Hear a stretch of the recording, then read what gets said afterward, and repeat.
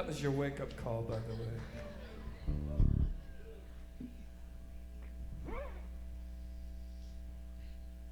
Now that you're awake, it's coffee time.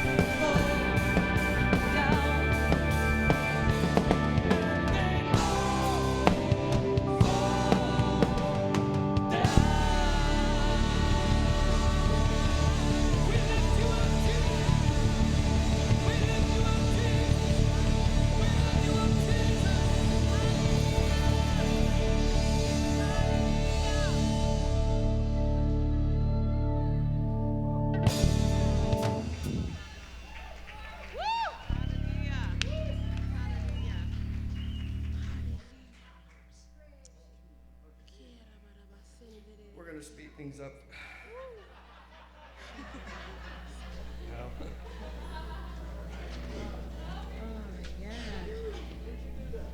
Huh? Oh gosh, that's very old. Yeah, it's about 20 years old. You never heard Battleground? I've got an album over there called Battleground, and that's the first song on it.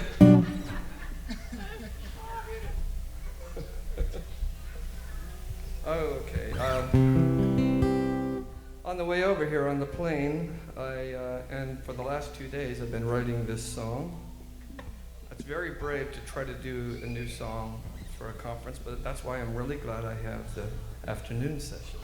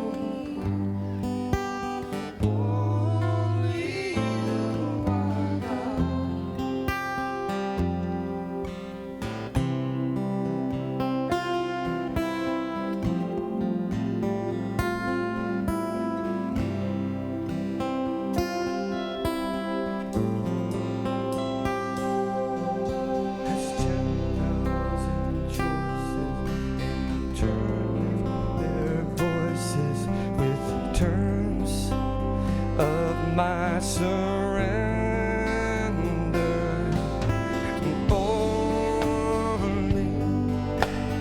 only you are God.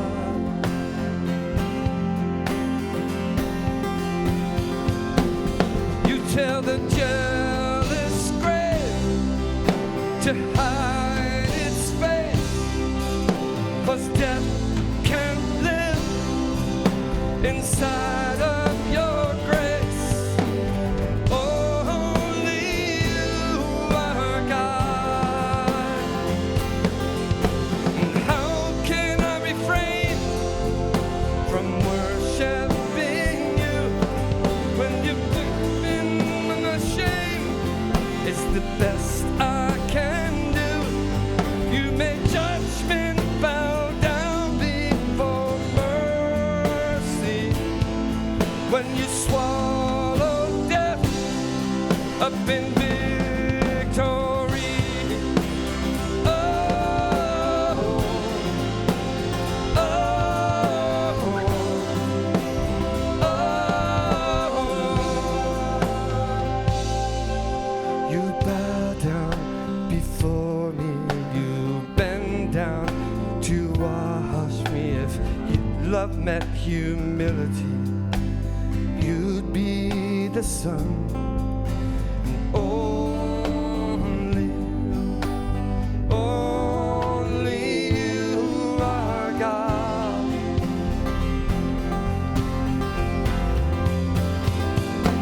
So let the rocks cry out, let the barren shout, let the rivers come out, revealing your wisdom.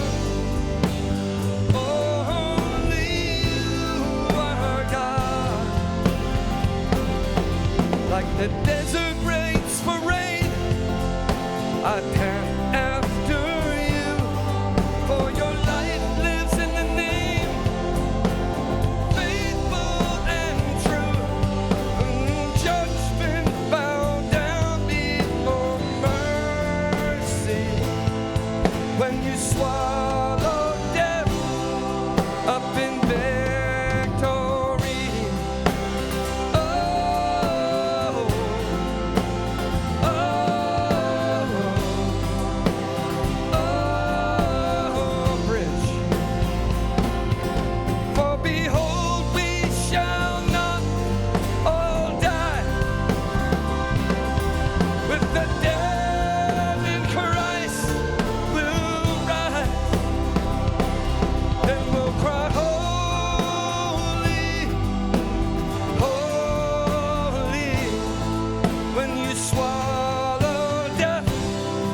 up in victory.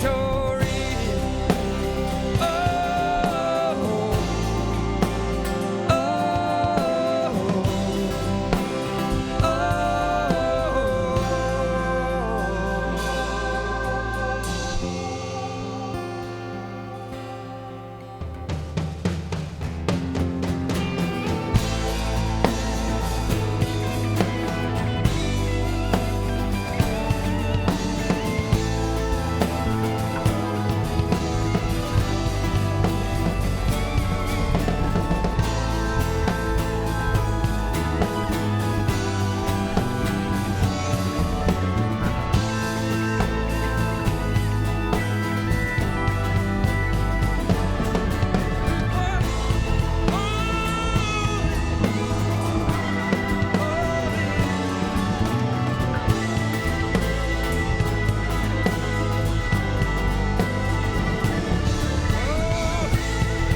great, where is your sting?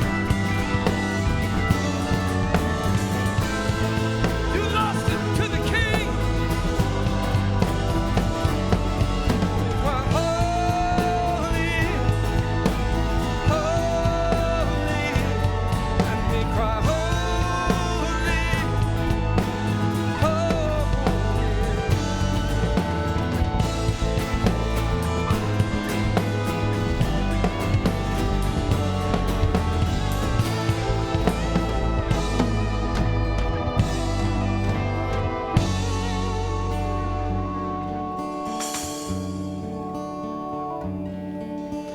swallow death up in victory. You swallow death up in victory. You swallow death up in victory.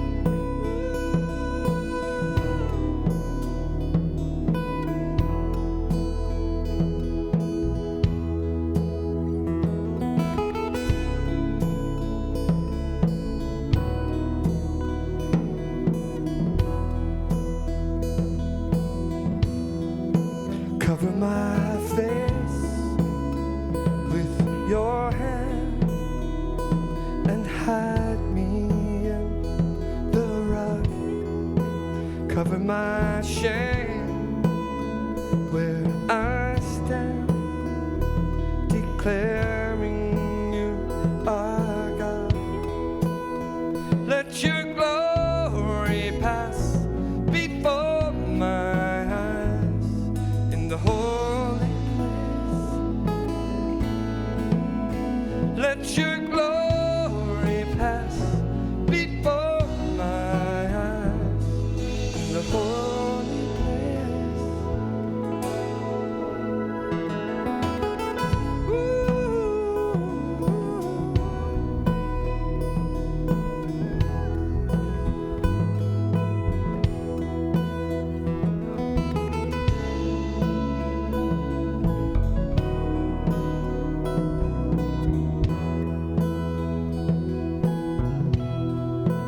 Cover my sound from the storm and whisper from the wind. Cover the soul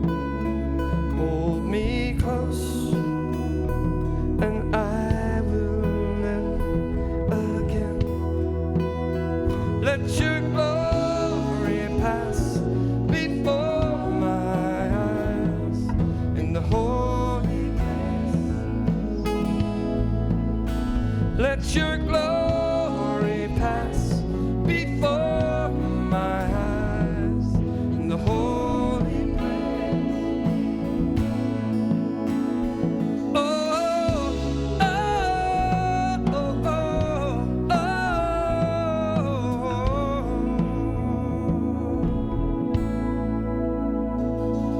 And I will seek your presence like the morning seeks the sun.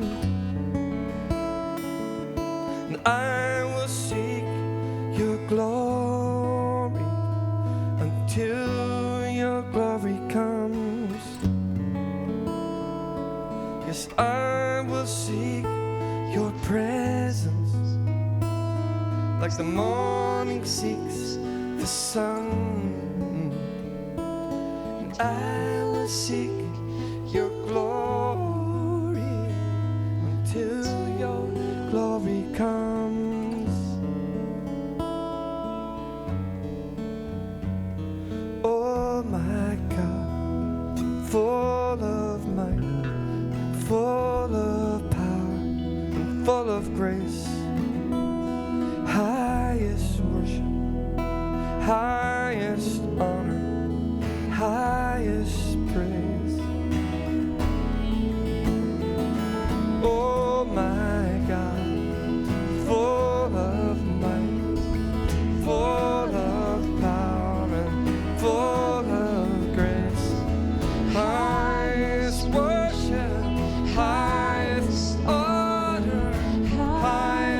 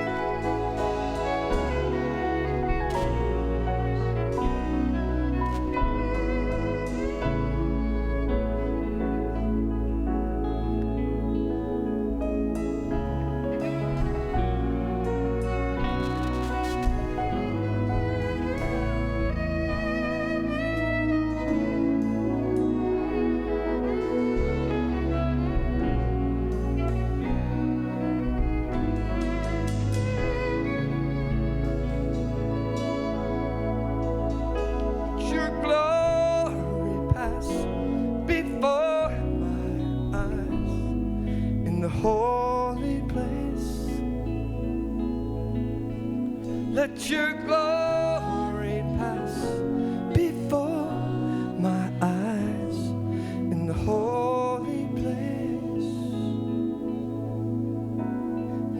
Let your glory follow.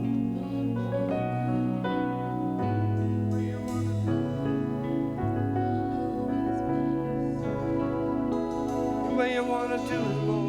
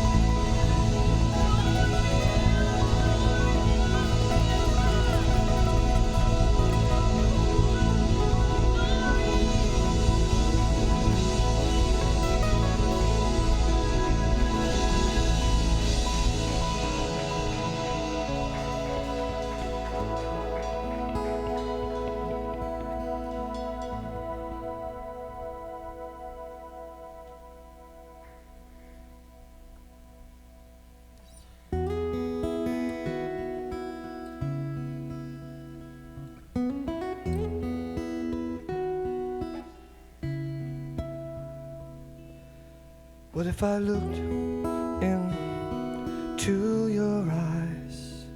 What would I find down deep inside? Not a God of rules and regulations, but love and filled with patience. Let it be understood that you are good always, all the time. And what if I saw you face to face? What would you do with my embrace? You're not the type who brings up the past. You make me first when I should be last. Let it be understood that you are good always, all the time. Lord, you are gracious, you're full of compassion, you're slow to anger and you're of great mercy. Lord, you are good to all and your tender mercies are over all you have made. The Lord is good. The Lord is good to all.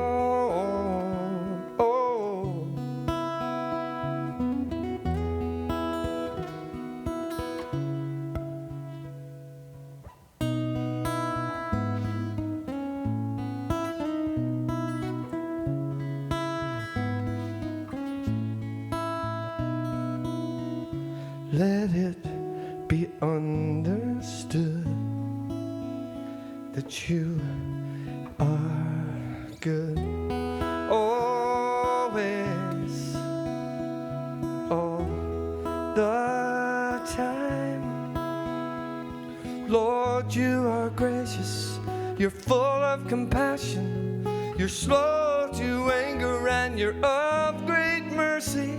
Lord, you are good to all, and your tender mercies are over all you have made. The Lord is good. The Lord is good to all.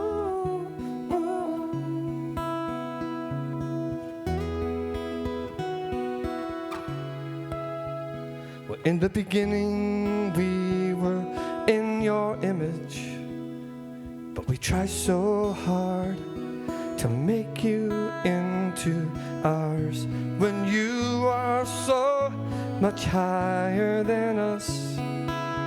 You are love and we are but dust. Let it be understood that you are good always, all the time.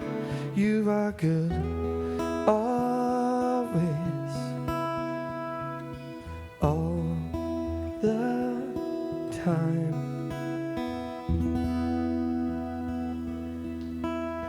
Yes, you are God.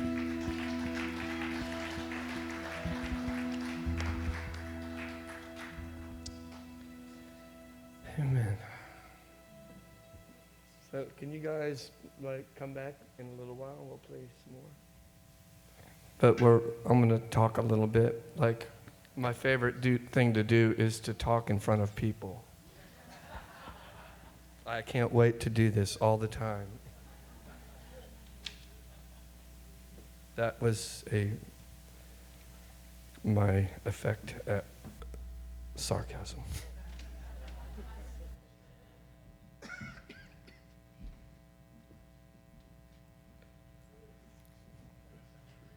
So,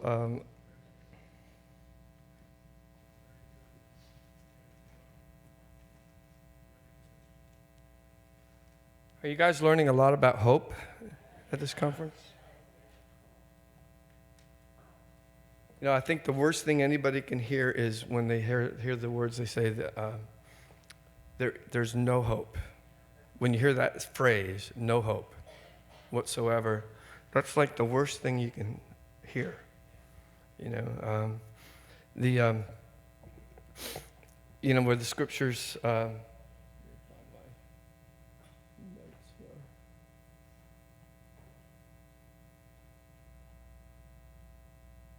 is that 1 Corinthians 13:13, now abideth faith, hope, and love. It says that love is the greatest of these.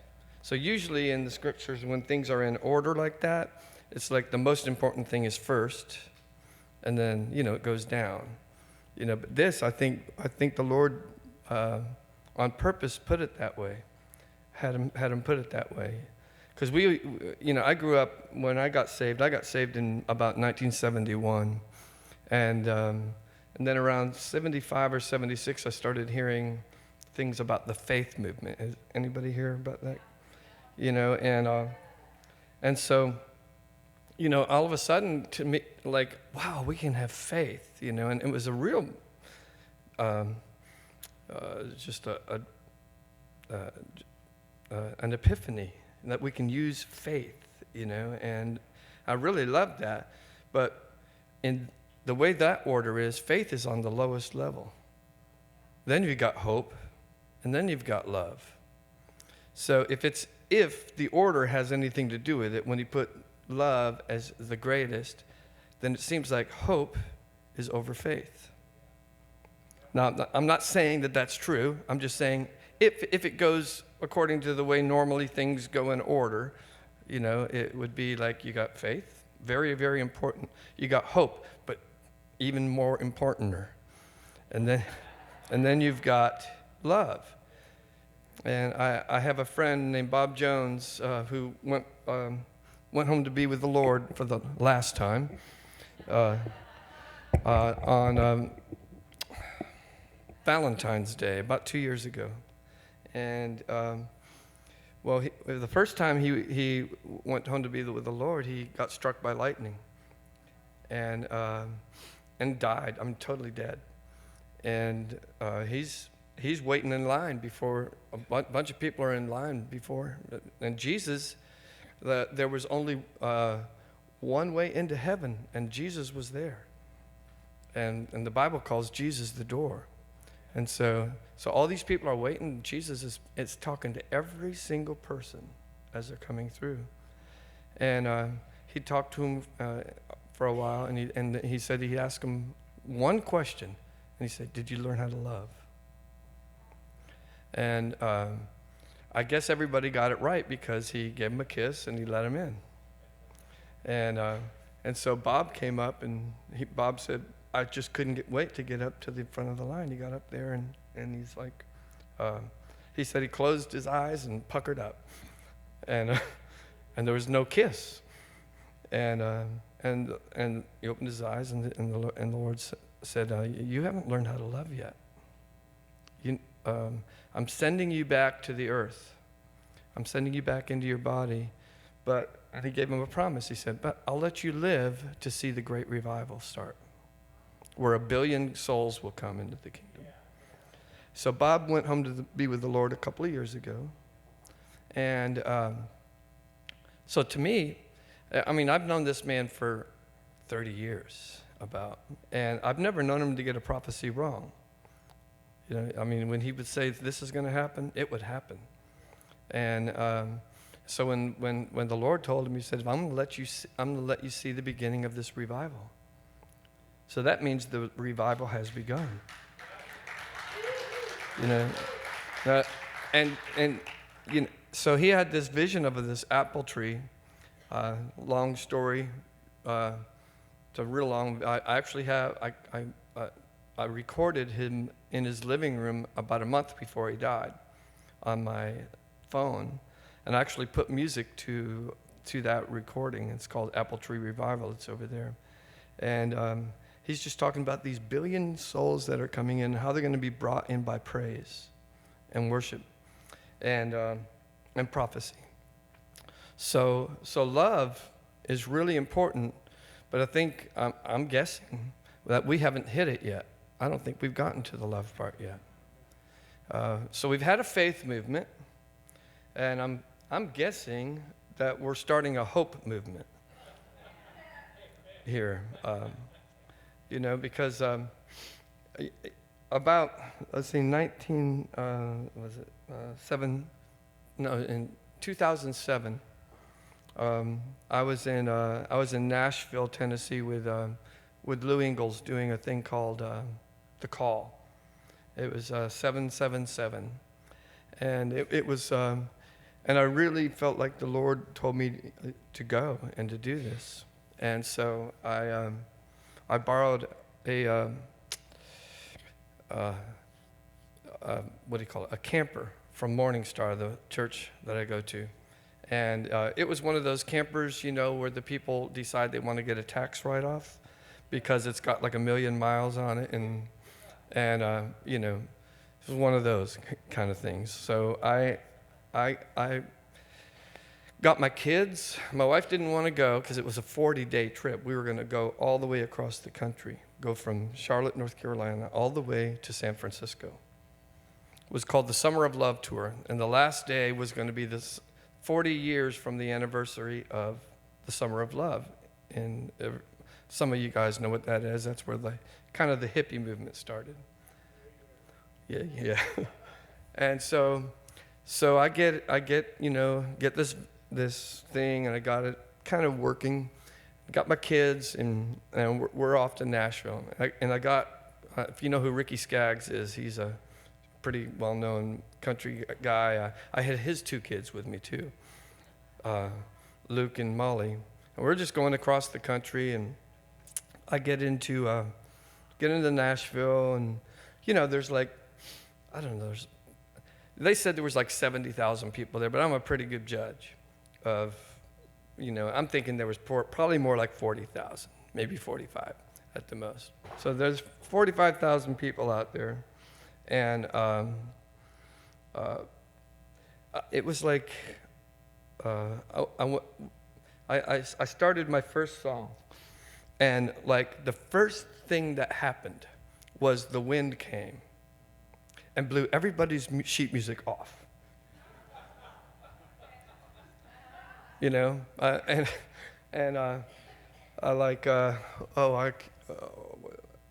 anyway, I'm just sitting there like, were you bored today, Lord? And went, well, come on, let's see what we can do to Leonard, And so we're up there, and I do have a point to this story. I finish, and by the end of the night, this was July.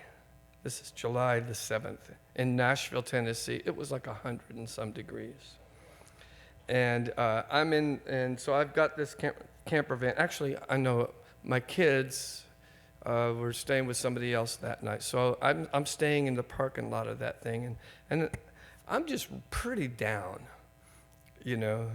about the whole, my performance. And I was kind of mad, and I was in the back of the van, and the air conditioner went out. And it's like, at night, it's like 100 degrees, and I'm just back there, and I'm just like, wow. And so I actually started playing the guitar back there and just crying out to the Lord, and he actually gave me a song out of that whole situation. It's called Ready to Love, because I was really mad. I was not ready to love. I was mad, and so I go, my kids, we got the kids, and we started going across the country. And it was mainly, we had a little caravan, if you know who Ray Hughes is. It was Ray Hughes was in front of me, and then and then there were some people behind me. And we're, it's going along pretty good, except there's no air conditioning, in this thing. Man, if you've ever been in that situation, it is not fun. And so we're going across. We get to right outside of Sedona, Arizona. Okay, and it's at night, and there's a really long, steep grade that goes, I think it goes for like 15 miles down, like this. And, and so I'm just raised up in front of me, and he's telling us stories. We have walkie-talkies. And he's telling all these mountain stories, and things about biscuits and hares and biscuits and stuff like this. And he, and so, and I'm getting a little too close to him, so I, try to slow down, and I have no brakes. And it's I think it's like a 7% grade. Okay, and so I Ray's in front of me, and I get on the walkie-talkie thing, and I said, "Hey, Ray, I don't have any brakes, and he's right in front of me, and all of a sudden I hear he's going."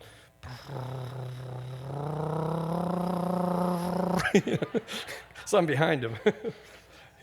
So he gets away from me, which is what I wanted. But and so I've got my 3 kids in the car, and I over the camper van, three rooms. And so what I started doing, I just started pulling up on the emergency brake just slowly, and then I finally got it down to about 40 miles an hour and went down into 3rd gear, and then I got it down to about 35 or 30 and got down to into 3rd and 2nd, down to 1. So I got it down to about 20 miles an hour going down this hill, which isn't too bad, You can't stop. There's no brakes at all. And so I'm just praying. That's where, if you don't have the gift of tongues, get it. It's so much better than cussing in a situation like that, And so, so I go up at the others, and thank God there is a, a rest stop on the right. And I got it just enough slowed down as we got in that I could actually stop the thing, and I look underneath, and there's just brake fluid everywhere, and so I have to spend the night there, and the whole time I'm on this trip, I'm thinking, man, this is just a lot of stuff going on. I mean, I'm leaving out about 90% of what went on this trip, and the thing about this trip, it gave me hope that and I'll tell you why. So we're going along in this situation. I take it to a place. They worked on the brakes, but they charged us $1,600, and they really didn't fix it. So I'm still with that situation, and a whole bunch of other things happens. But okay, we're going in. We get to California. A whole bunch of other things happen down south, and then you know what that grapevine is? Okay, so we're on the grapevine. Oh, I'll tell you. No, I know what happened in Sedona. This is really funny. Ray, so he parked his camper like this. I have my camper like this. And I'm in there. I'm on a fast, too. I'm on a 40-day fast, And so he knocks on the door, and he's like, Leonard, give me something. There's a rattlesnake right at the foot of the door of his camper. Rattlesnake. Well, why would he pick that place? But right at the foot of the door. And so I don't know what to do. And so I look around, and I see a broom, and I see a fire extinguisher. Okay. And so I come out, and he goes, what are you going to do with that? And I didn't know. It was all I could find. And so I walk over, and I take the fire extinguisher, and I shoot the snake in the face with it. Okay, with the foam. And he just freaks out. And then he goes up under his camper van and gets up in the wheel well, the little holes. But he's got half of his body hanging out. And Ray goes, I did not want that to happen. And so I get up underneath of there, and with my broom, my trusty broom, and I just beat the crud out of this snake. And finally, he backs out. He backs out of his little den and comes after me. So I drag him out, and I just kill him. And then later on that night, we're at this kind of a campground, and you have to walk to the bathrooms. And I'm walking to the bathroom, and on the way back, I hear, go, oh, no, and I'm just stop. And I have a flashlight, and I look around. And this time, this is a major, the one on the raise was about that long. I mean, this was a giant, And I looked around, I picked up a rock, and he's from here to that black thing from me. And I just throw it at him. And I hit it right in the head and killed it. I'm not kidding. I hit it right in the head. And so I told somebody, I said, man, everybody has to make sure their tents are zipped up. There's rattlesnakes everywhere. I've already killed 2 tonight. And so by the time I got to the stage, it was told on the mic that I had killed 16 rattlesnakes. And you have to be very careful, There were so many things that happened. My son was doing where there was what do you call that? You jump off the rock down into the water kind of thing. He was over there, and he didn't know, but there was this incredible thunderstorm about 8 miles away, letting loose. And all that water was coming down right where they were. And I saw it. We were at the campground, and me and a guy named Chuck, I can't remember his name right now. The storm is heading for our camp, and we have a big tent set up and everything, and we're looking at it, and we thought, you know what? We can get killed here. And all the guys were holding on to the poles of the tent, And I looked around, and everybody's hair was standing up like this, And I said, let go of those poles, right now. Let go of the poles, and we just rebuked the storm. And I am not lying. We said, you go away, you split and go away. And Jesus, it went like this. It went just around us like this. But my son was down at the canyon, swimming, and all of a sudden he said the water started rising like this. That's how fast it was going. He was getting hit by rocks and pieces of wood and that kind of stuff.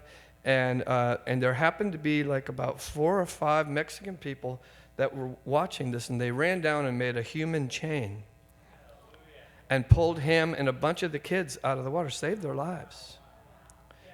And what's his name? The guy in Star Wars. The guy that, the old guy. He's now old. No, the guy that lives in Sedona. I can't remember his name right now. Harrison Ford. Harrison Ford, he has a helicopter, and he went out and he saved a whole bunch of people out of his helicopter.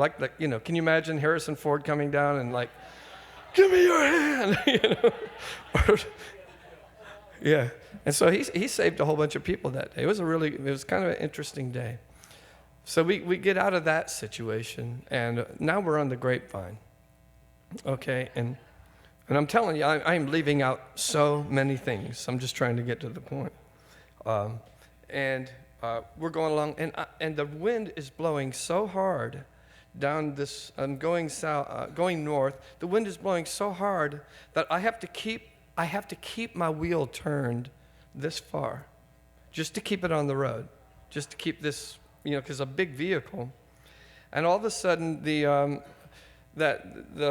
awning, those things that are on the side of those old things, all of a sudden, the wind just caught that and turned it into a sail. Okay? And the thing goes like this, and the van goes, like this, and it finally, it kind of fell off, fell off, but it stopped turning us over. I pulled over to the side of the road, and I'm thinking, okay, what else can happen? And we're at the place where there's a whole bunch of windmills, and the wind is just blowing like crazy. And then all of a sudden, at the top of the hill, a fire starts. And I'm looking at it, and I can't believe it. And it's going so it's going. It seems like it's going like 30 miles an hour down the hill. The fire. It's just like this. And all of a sudden I hear this sound, so I'm really trying to unhook this awning from our van as hard as I can. I have shorts on and sneakers. That's all I have because it's so hot. We have no air conditioning, and this is Sedona, Arizona, and so I jump down off the thing, and I start tearing the thing off with my hands, the awning, so we can get out of the way of the fire. And my son looks out the window, and he goes, "Dad, you look like Moses."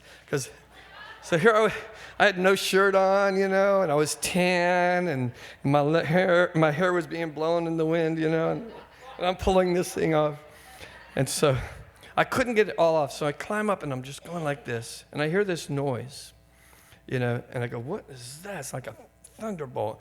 And this huge white plane flies about, I don't know, probably 30 feet over us with that orange stuff that puts out fires. And he just goes like this, and just like dumped on this fire. He missed. And so the fire is still coming at us. And at that point, I just started remembering everything that had happened to me on this trip, and I just rolled over on my back, and I got into a belly laugh. I could not stop laughing, and I don't know what my kids were thinking because they couldn't see me. I'm on top of the van, and I've got my back, and I'm just laughing, and I just yelled out to the devil, "You can't kill me," you know.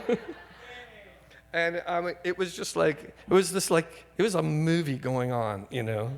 I mean, it was just like you got the fire, you got the, you know, and the next thing you know, I start smelling gas. And so when my son had walked by the stove to tell me I looked like Moses, he had hit the gas and turned the gas on inside of the van, you know, and it was like, so the whole trip was like that. But you know, one of the reasons hope comes from experience, you know, because you know you can kind of hope for something, and you can go, well, I hope that happens.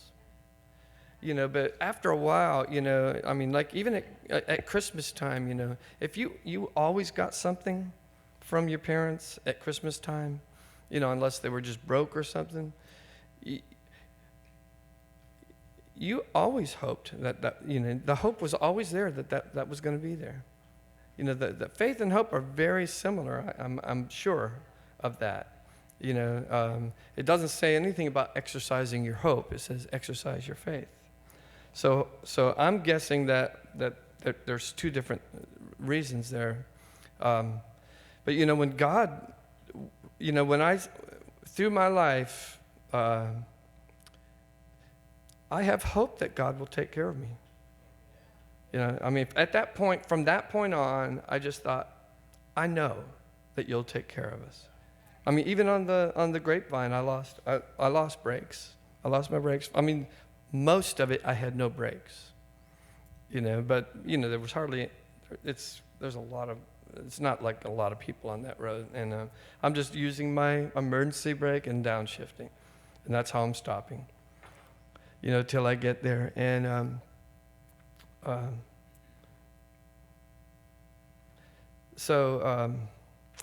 you know, I'm really feeling like God is going to do some kind of a hope movement. You know, and then I think he's going to do a love movement. You know, I've had a hope. You know, I got saved, like I said, in 1971, and I don't know. I was in that, you know, probably the same scene that you were in. You know, I was in a big, hellacious drug scene and listening to rock and roll music, and I was actually stationed in Europe, in Germany, in 72, and I was so when I got out of the service, I got saved right when I got out, and it really bothered me, to be honest with you, the music that was in the church.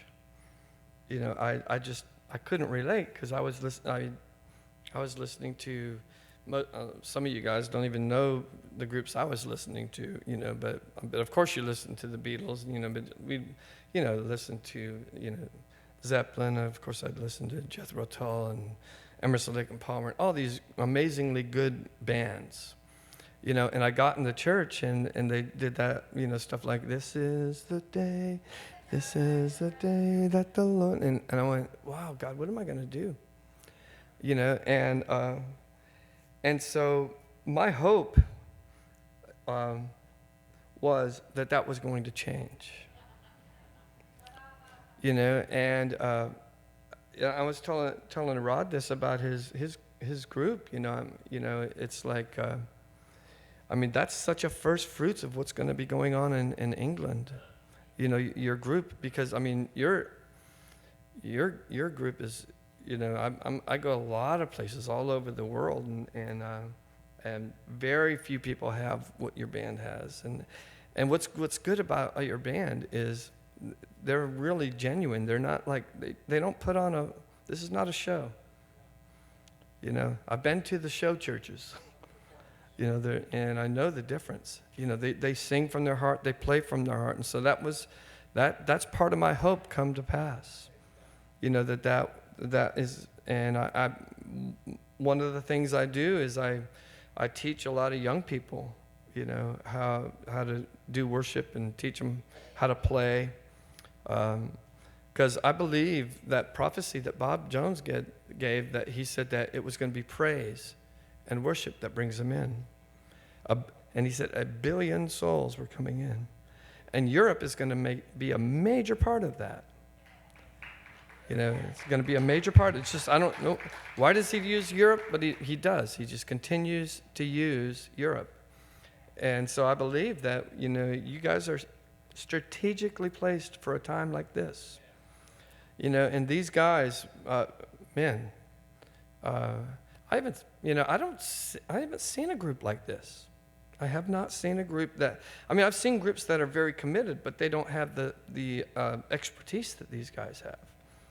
Not only are they very committed to the Lord and to the church, but they're committed to their worship and to their music and into their craft. And so, that's part of my hope being fulfilled right here with these guys. So me and Don Potter and Susie Yari, we do these worship schools over in Charlotte at Morning Star.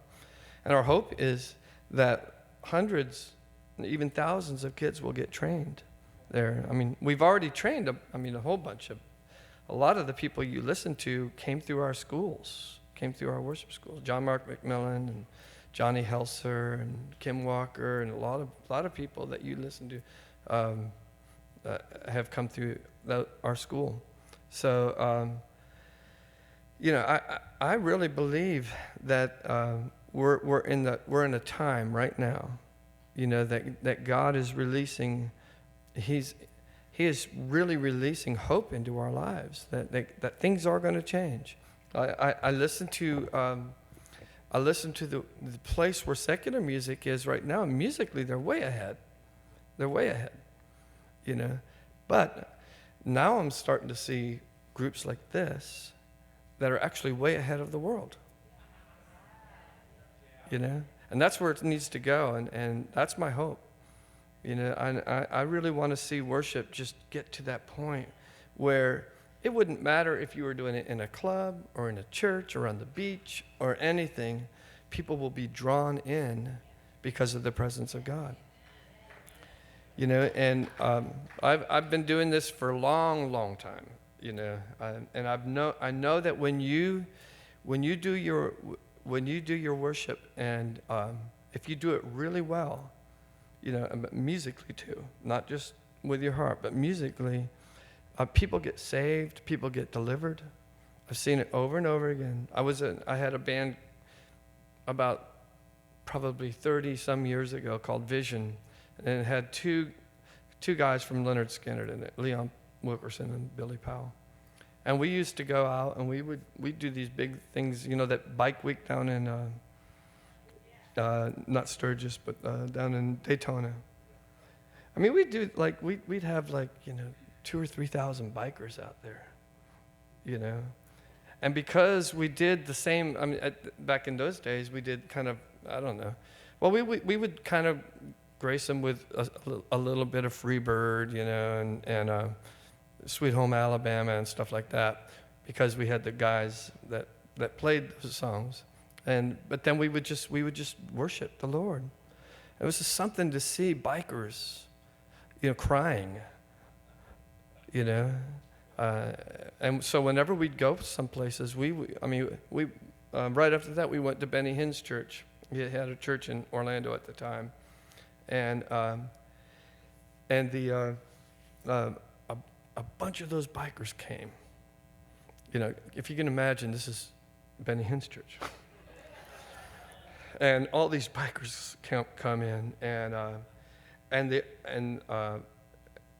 Hinn, bless his heart, he just said, these are the people I want in my church.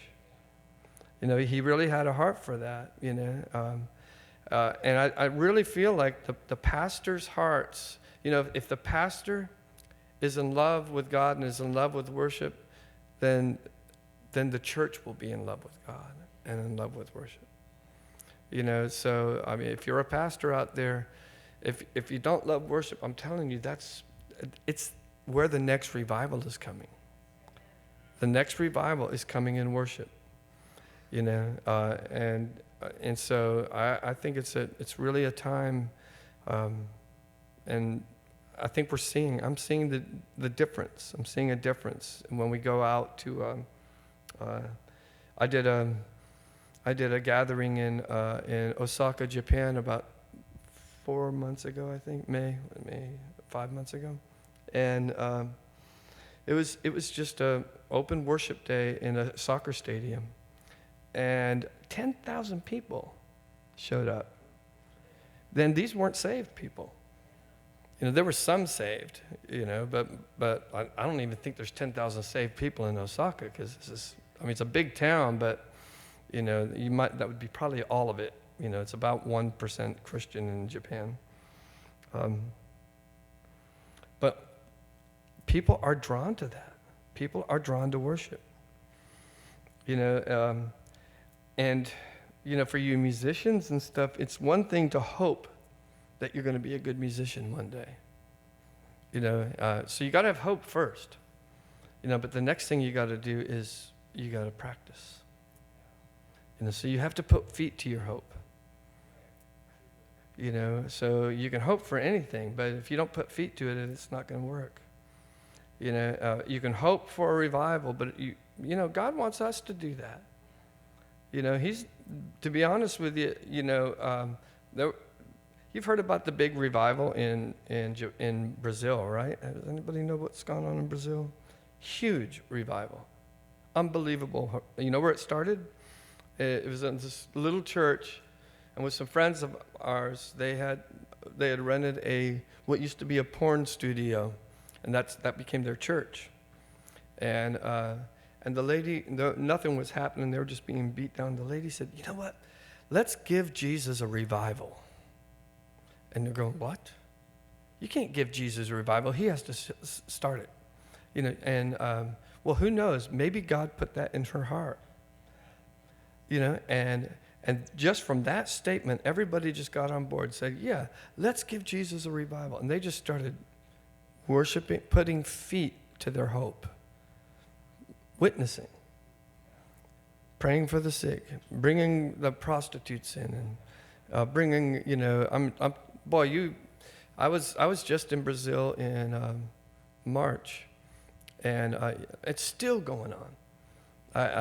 We set up in this parking lot, this big old tent, about 3,000 people, and when I first got there, there was this person that came running up and he goes, because I've got an album I did in Portuguese a long time ago, and this lady knew this, so a lot of people know me down there, like I'm very famous there. And so this person comes running up, Leonard John, and I'm looking at this person and I'm thinking, okay, is that a guy or a girl? I couldn't tell, because he was kind of dressed like a guy, but he had, stuff that girls have. And so I'm looking at, and I'm thinking, what in the heck is going on here? And then come to find out that the Lord is just going through the transvestite community and getting all these guys saved. And this started with one little old lady saying, "Let's give Jesus a revival."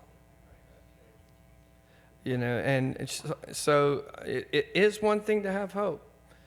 And you get your hope, like I said, from your experiences. You see God just, like now, I don't have a job anymore. I worked at Morningstar for 20 years. I go around, do worship schools and stuff. And I've been doing this for 5 years, and I never know where my money's coming from. I never know when it's going to come in.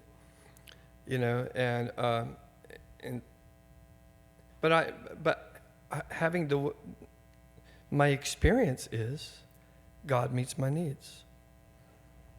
And so I have hope that He will meet my needs, because my experience tells me He meets my needs. And then what I do is now I start putting feet to my hope. And so I don't have hardly anything next month. So what do? Well, I put feet to my hope. I practice. I write. I do whatever, and then somehow or another, somebody calls me and says, hey, I want you to come minister this. I want you to come teach my worship team or whatever. And it just, that's the way it happens for me. But if I just waited for somebody to do that, that's, you can't just wait, you need to add faith to your hope. And then, of course, what does faith work by? Love. So all those three things, I'm really praying and hoping that this conference, that we'll have that when we leave here, that we'll have hope and we're moving our way into love. So anyway, my time's up. So thank you. I hope you guys like that. I do have, Rod's going to tell you about my CDs, but I have a few of my violin CDs left. Sold most of them, where they're just instrumental, just worship. And the song we did today, Battleground, a bunch of those songs are over there. Is this on? Okay. Thank you, Leonard. That was really great.